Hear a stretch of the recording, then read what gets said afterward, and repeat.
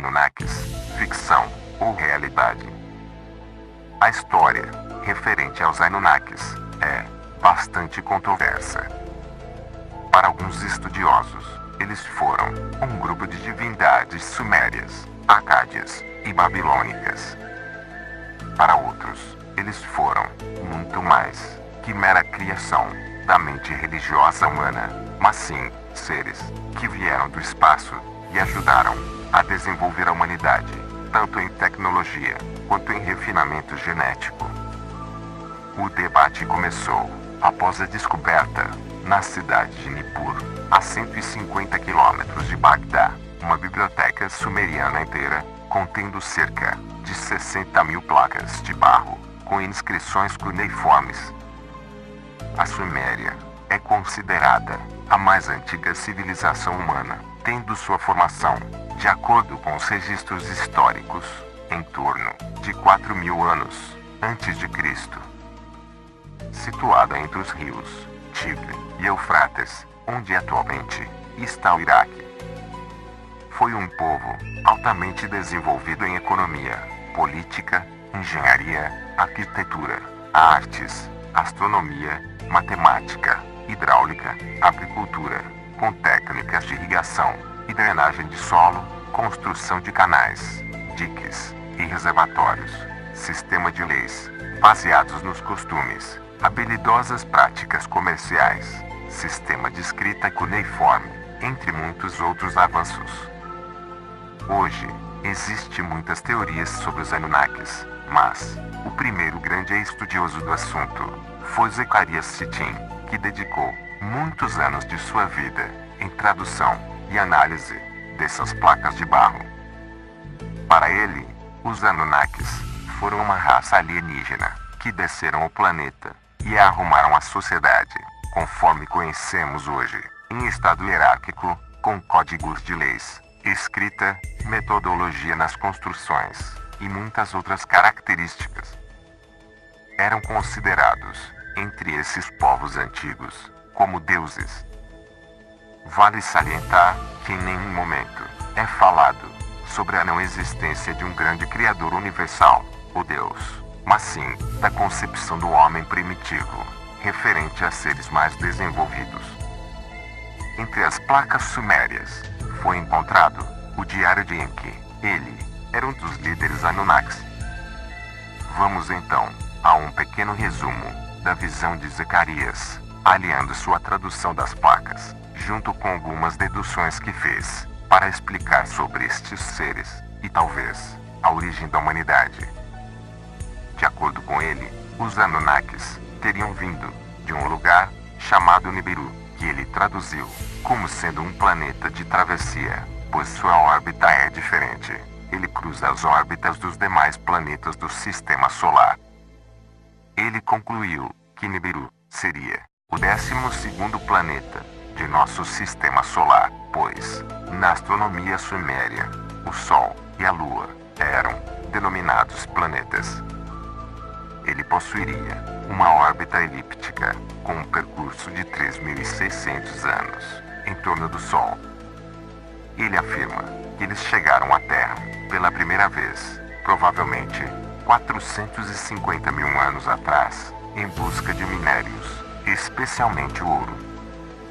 A primeira expedição Anunnaki, liderada pelo cientista Enki, teria aterrissado no Golfo Pérsico, onde estabeleceu a primeira base de operações, Eridu, lá longínquo e construído. O plano original era extrair ouro do mar, mas tendo em vista que se tornou inviável para eles, a única alternativa foi extrair o minério do sudeste da África e transportá-lo até a Mesopotâmia para derretimento e refinamento. Em seguida, eram enviados até uma nave que orbitava a Terra, aguardando a chegada periódica de uma nave-mãe que levava o precioso metal para Nibiru para ser usado como partículas suspensas na atmosfera para conter o avanço de um fenômeno semelhante ao efeito estufa.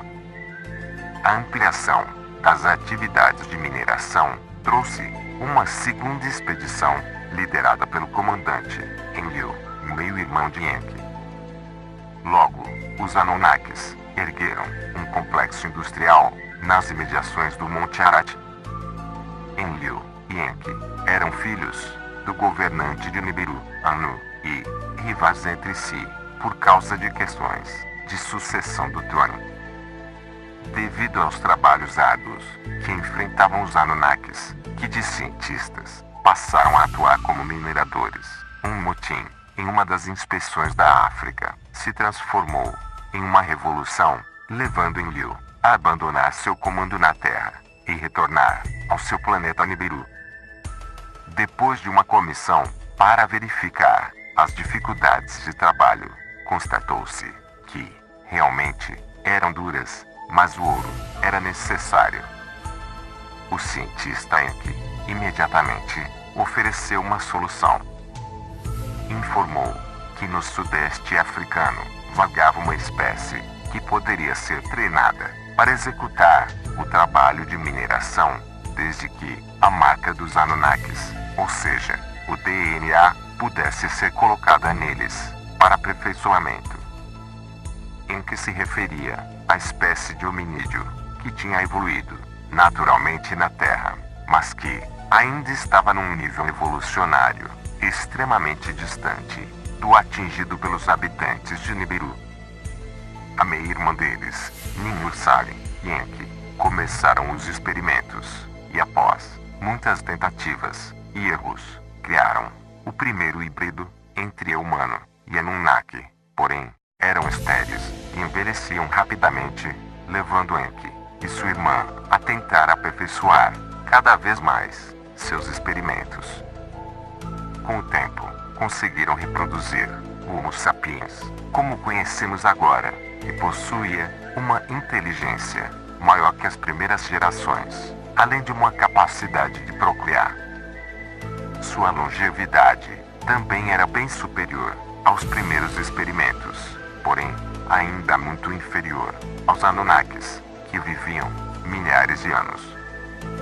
Logo, os humanos deixaram de ser apenas escravos nas minas e eventualmente aprenderam novas tarefas. Eles se reproduziam sistematicamente e geravam mais humanos de agradável aparência física. Muitos Anunnakis se sentiram atraídos pelas fêmeas das novas gerações de humanos e começaram a tomá-las por suas mulheres. Quando os filhos dos deuses viram que as filhas dos homens eram formosas, as tomaram como esposas e com elas geraram filhos. Mas esse comportamento desagradava Enlil, que, tomado pela inveja do brilhantismo de seus meios-irmãos, incitava a desconfiança em Anu e nas altas hierarquias Anunnaki. Então, cientes de que a nova passagem de Nibiru pelo nosso sistema solar causaria um imenso cataclisma na Terra, Enlil e Anu intencionaram deixar a humanidade ser dizimada. Temendo pela sua obra, Enki designou secretamente um humano de nome sumério, Silsudra, para reunir grupos de humanos e espécies de animais diferentes em uma nave submarina desenvolvida por Enki para essa finalidade, que seriam salvas das inundações do planeta devido à aproximação de Nibiru. Enki elaborou ocultamente um plano de sobrevivência para os seres selecionados por Silsudra. Sem tomar conhecimento do plano de Enki, os Anunnakis evacuaram a Terra e de suas naves observaram o terrível cataclisma. Com a passagem de Nibiru, duros tempos se iniciaram no nosso planeta. Quando as camadas de lama que cobriam a Mesopotâmia secaram, os Anunnakis retornaram à Terra e se surpreenderam quando viram os sobreviventes do cataclisma. Em um primeiro momento, se indignaram quando Enki revelou ter elaborado o plano de sobrevivência das espécies terráqueas. Contudo, a revolta cedeu lugar ao contentamento pela possibilidade de reconstruir a humanidade. Assim, eles teriam erguido novas civilizações por todo o globo, no Oriente Médio, Ásia e América. Porém, o desfecho dessa história é obscura. Teriam eles ido embora, deixando a humanidade evoluir naturalmente, ou estariam por trás de tudo que acontece e das grandes realizações? Estariam por trás dos grandes saltos evolutivos em ciência, saber e tecnologia? Ou ainda estariam por trás do poder, controle e manipulação de todas as instituições do planeta, como a financeira e econômica, comunicação, política, saúde, religiosa e etc. Analisando as tecnologias atuais e descobertas científicas que alcançamos em menos de 300 anos, desde a Revolução Industrial, tanto na área da matemática, física, engenharia espacial, quanto genética, não é difícil imaginar este possível cenário de domínio, abuso e manipulação, uma vez que nós mesmos, em tempos futuros, com um pouco mais de avanço, poderíamos fazer a mesma coisa, principalmente devido à nossa moral fraca e egoísta. Buscar respostas sobre a nossa origem é muito importante para entendermos quem somos e o que somos e o porquê da formatação de nossa realidade. Mas há ainda muitas lacunas. Você é capaz de responder perguntas sobre a nossa existência? O que somos agora? Como vivemos nossa realidade? O que estamos constantemente a criar? O que fazemos para tornar nosso presente e a nossa vida melhores, não apenas em recursos, mas em bem-estar, sabedoria, tolerância e paz, consigo mesmo e com o próximo? Se existe alguma força por trás de todos os problemas que vivemos hoje, elas somente ocorrem porque nós humanos permitimos. Afinal, quem faz as escolhas? Se tais forças não existem, então só pode ser nós mesmos que a criamos para nos controlar e sabotar, e no fim, não faz muita diferença. É sempre uma questão de falta de consciência. Afinal, de que é feito o sistema que controla as pessoas? O sistema é feito de pessoas, e quem dá poder às pessoas? As outras pessoas. Não é verdade? Aquele que controla apenas se aproveita da ignorância do outro. Enquanto a sociedade se motivar por interesses egoístas, em busca do poder individual, acima de todas as questões, e nos prendermos nos padrões impostos por alguns, para o controle da maioria, sem análise crítica, seremos sempre suscetíveis ao sofrimento e ao domínio. O passo inicial para a mudança é assumirmos nossas responsabilidades por todos os nossos atos, e isso não significa fazer apenas aquilo que chamamos de nossa parte, mas também e principalmente não reagirmos automaticamente e padronizadamente em resposta a toda a força externa que atua sobre nós, posto que toda escolha ou ação parte sempre de nós mesmos em primeiro lugar.